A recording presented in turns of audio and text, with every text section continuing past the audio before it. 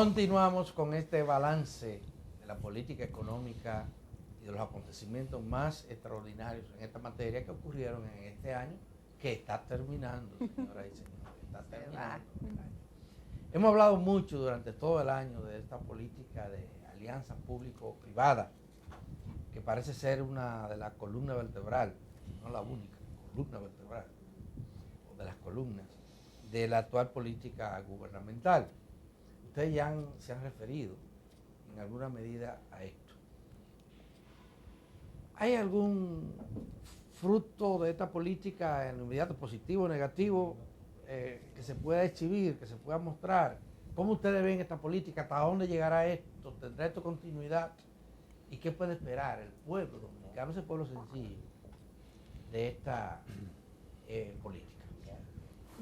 Bueno, como ahora le toca a Polinario.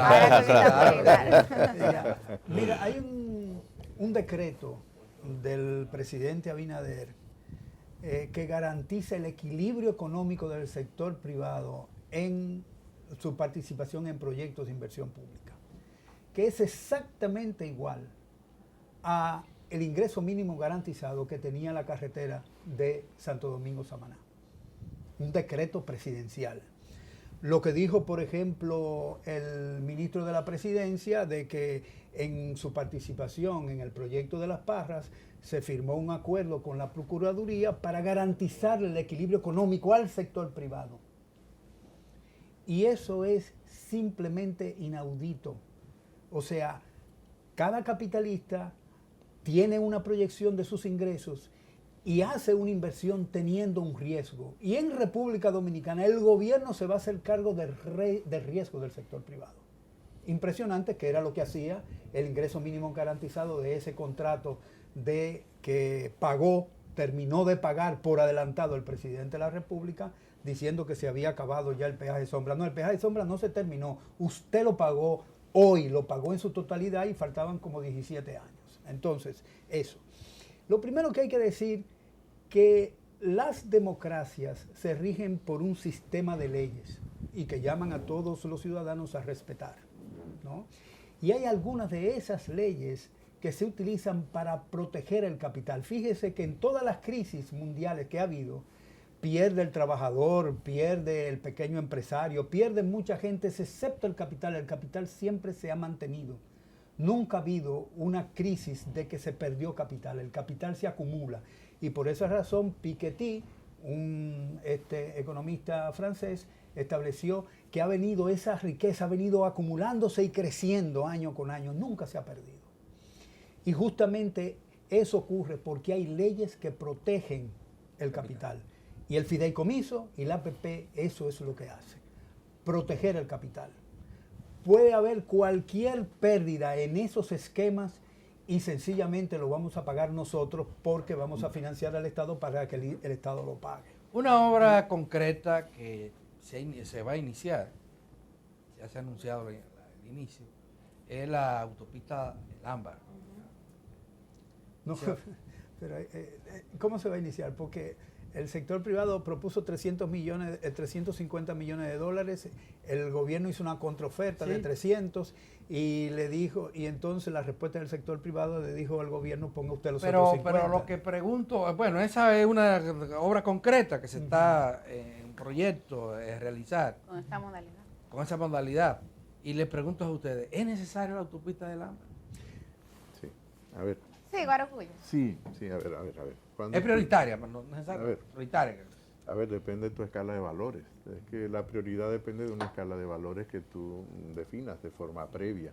Y si no hay una escala de valores, yo creo que sí está definida. Apolinar, yo creo que es el que más ampliamente ha hablado de que la escala de valores de esta administración pasa por preservar los intereses del sector privado. Y eso forma parte de su código, de su escala de valores. Probablemente para el Partido de la Liberación Dominicana, y no quiero hacer política partidaria, la escala de valores podía parecerse, pero era un poco diferente, teníamos otras prioridades. Para nosotros fue una prioridad 911, por ejemplo, y fue dentro de nuestra escala de valores. Y lo cruzamos con la Estrategia Nacional de Desarrollo para ver cuáles servicios de salud nosotros ampliáramos a la población. Por ejemplo, el Partido de la Liberación Dominicana en el gobierno no recompró el contrato de la carretera del norte de Samaná. ¿Por qué? porque era más bruto que los de ahora. No, simplemente porque iba a pagar a valor presente lo que iba a pagar diferido en el tiempo. Lo que ellos hicieron fue traer el valor futuro, lo trajeron a valor presente y pagaron un margen para desinteresar a la empresa. Correcto. Quiere decir, pero ahí no hay ahí no hay gran mérito. Eso es una operación, pagué y te desinteresé. Y ahora voy a ampliar el subsidio, porque ahora voy a disminuir el pago del peaje. Y te lo voy a transferir al consumidor, pero voy a incrementar el subsidio que ya estaba dando, probablemente, casi con toda seguridad. Entonces, es un tema que no es una negociación, no es parecido a lo que se hizo con Barrick, para buscar un elemento comparativo. Con el tema de las alianzas públicas-privadas, yo creo que es importante que existan, pero hay que tener mucho cuidado con ellas. Es decir, cuidado en el sentido de que puedo abrir esa brecha, es una puerta que abro que puede ser muy difícil de cerrar. Y estoy hablando de experiencias no de países de la región, estoy hablando de experiencias en países como la Unión Europea, estoy hablando de países como Inglaterra, Irlanda, España, que con alianzas público-privadas el Estado luego tuvo que desinteresar al propio sector privado por ese elemento que había planteado Apolinar, mantener ese punto de equilibrio, de rentabilidad, donde el Estado es el que está asumiendo fundamentalmente el riesgo que tiene que asumir el sector privado cuando se mete en un tipo de actividad. Aquí esa es la llamada de atención. Y luego a la pregunta tuya en concreta, yo he visto, en este año yo no he visto grandes proyectos con alianza público-privada, más que los anuncios de que vamos a hacer alianza público-privada, pero he visto nada concreto. Yo no sé si tú conoces alguno concreto que se haya firmado, que esté en ejecución, que vaya, no lo sé, no lo he visto. Y piensa que esto fue un tema que le dio un gran impulso. Por ejemplo, Pedernales está esperando. Bueno, no, yo te pregunto porque yo, en lo personal, no conozco ningún proyecto que se haya concretado 100%. Muchos fideicomisos, más allá, sí. Muchos fideicomisos que, además, bajo mi responsabilidad... Bueno, que aclaren la diferencia. Bajo mi responsabilidad en valores se aprueba la ley de fideicomiso y luego como director de impuestos pongo los primeros reglamentos del fideicomiso en marcha. Pero el fideicomiso es una figura que ahora lo queremos usar para todos, pero eso hay que tener también mucho cuidado porque estamos creando pasivos contingentes al Estado. Cuando digo pasivo contingente, que el Estado es que va a cubrir el riesgo también de esos fideicomisos. Perdón, lo hacía en mi administración esta advertencia. O sea, no lo hago ahora que estoy, digamos, en oposición. Lo hacía desde mi administración, llamándole la atención a mi propio gobierno en el sentido de hay que tener cuidado con el uso y sobreuso de estas figuras. Sí, son importantes que existan, pero no es para todo. ¿Por qué? Porque el remedio puede ser peor que la enfermedad. Lo mismo pasa con la alianza público-privada. Vamos a darle la palabra a Ciriaco, pero ahí mismo con el tema de alianzas público-privadas, aquí en 1+1 tuvimos al director Sigmund Freud y le preguntábamos a propósito de la experiencia del llamado peaje sombra de la autopista de Samaná, ¿qué garantías tenía la población de que bajo esta figura no se reprodujeran negocios similares? Y él hablaba de que ahora se contaba con un marco regulatorio y que hay una intención del gobierno de adherirse a esa ley. Ciriaco, tu opinión al respecto. Mira, lo primero que hay que decir que el fideicomiso, las concesiones son formas de alianza público-privada. Están en ese contexto, en primer lugar. Aquí cuando se hizo la concesión, porque fue una concesión de la carretera de Samaná, se le dio un poder a un secretario, en ese momento secretario de Estado. Un poder, no había un marco jurídico institucional. Eso es un elemento que hay que diferenciarlo ya con una ley establecida sobre la alianza público-privada. Que eso era lo que yo creo que tiene sus debilidades en el sentido, pero es un paso importante. Pero necesita ser mucho más transparente en algunos aspectos. Por ejemplo, cuando aquí comenzó el tema del COVID, la ejecución presupuestaria traía un acápite donde decía todo lo que se estaba gastando dentro del COVID, presupuesto COVID. Y la población y todo aquel que quería acceder veía, eso no pasa aquí con los fideicomisos, eso no pasa aquí con la alianza público-privada, o por lo menos en la ley eso no está. Y yo, en ese sentido, es una debilidad que tiene esa ley y la critico, porque ahí es que vienen los problemas que luego el Estado carga con todo el tema de los riesgos. En la medida que esos procesos de alianza público-privada no son transparentes, no aparecen en un organismo de ejecución del presupuesto de lo público, entonces se le está ocultando a la población muchas informaciones que se puedan estar manejando. Obviamente no estoy en desacuerdo con estos procesos, pero tienen que ser transparentes. Como decía Guarocuya, tiene que especificar el tipo de proyecto. Por ejemplo, yo no sé si es necesario con 2 carreteras hacia Puerto Plata. Hay 2 carreteras que están reparadas y reconstruidas. Entonces hacer una autopista del ámbar. Entonces todo eso llama a sospecha. No, mi familia es de Puerto Plata y yo he ido por las 2. Entonces, claro, tú puedes decir, mira, a lo mejor el tiempo se acorta, te ahorra tanto, pero todo eso hay que transparentarlo. ¿Quién hizo el proyecto? El Ministerio de Economía, Planificación y Desarrollo. Porque también todo eso tiene como el nuestro, claro, tienen déficit claro, en muchas áreas y prioridades descuidadas. Digamos, en la política social, salud, la misma educación, que aunque estamos invirtiendo más, la calidad tenemos grandes retos. Entonces, los servicios básicos. El transporte. Aquí todavía hay comunidades, señores, que no reciben agua por cañería. Mucha gente que tiene dificultades. Sí, todavía hay dificultades. De los barrios. De los barrios. La calidad de los asentamientos. La calidad de las ciudades, la calidad. O sea, Pero en el país. Yo quiero ver una alianza público-privada, sí, bueno, para mejorar las cañadas, no sé, y transformar los barrios, como decía Guarocuya. Guajimía. ¿Cuántas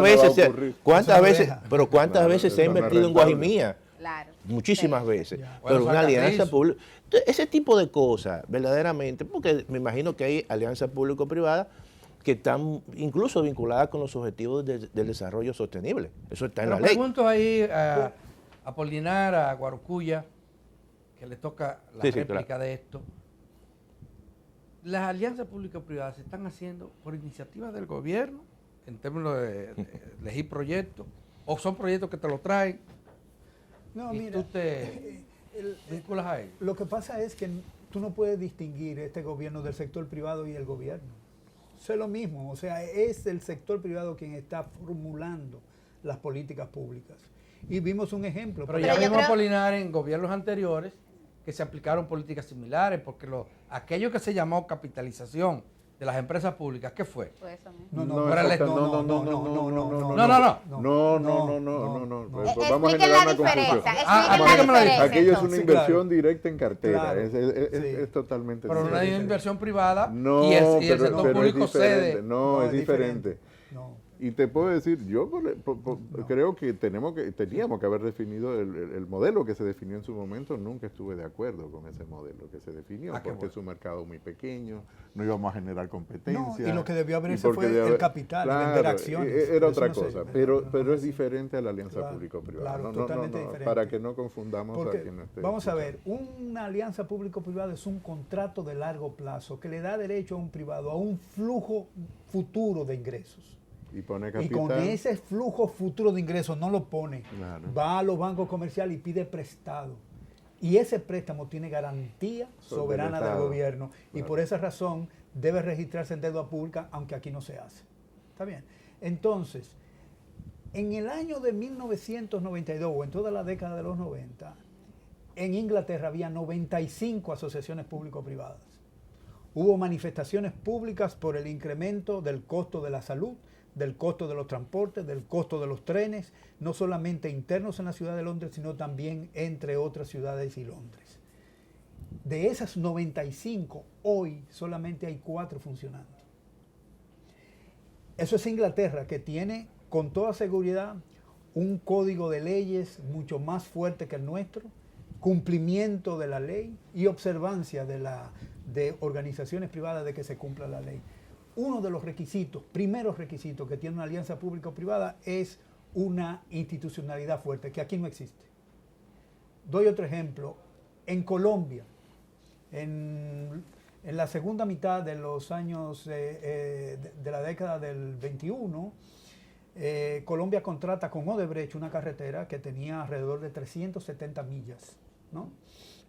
De repente la empresa se para, se detiene y no sigue construyendo. Y el gobierno le dice, oiga, ¿y por qué usted se detuvo? Me faltan los puentes.